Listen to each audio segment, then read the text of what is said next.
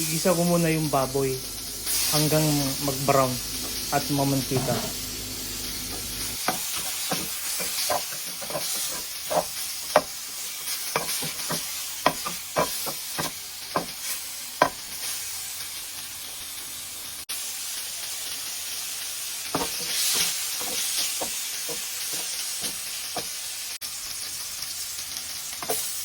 Maglagay na po ako ng luya.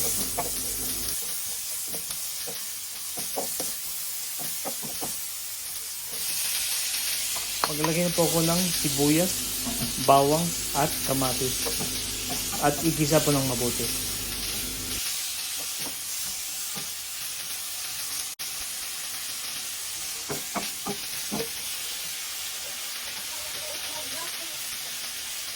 Maglagay na po ako ng black pepper.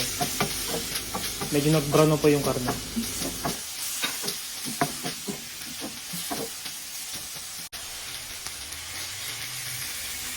Ilagay ko na yung bangus.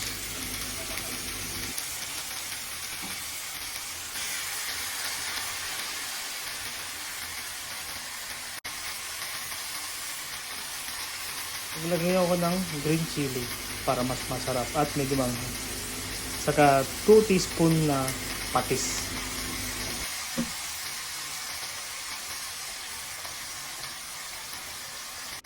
Maglagay ako ng pampalasa.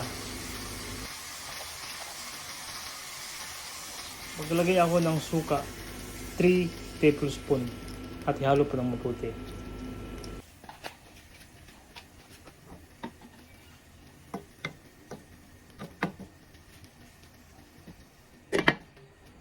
Takpan natin at palambutin natin yung karne. Isisimmer natin ng kahit isang oras lang para mas masarap.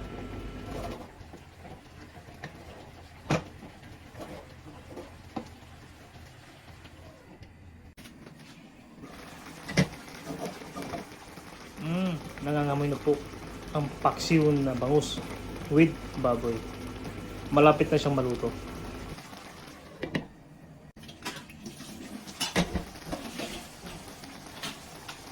Maglagay na po ako ng talong.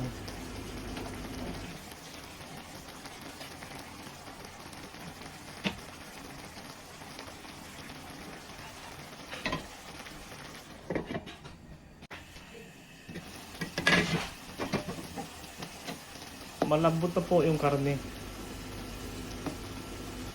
Malapit na siyang maluto. Pati yung talong.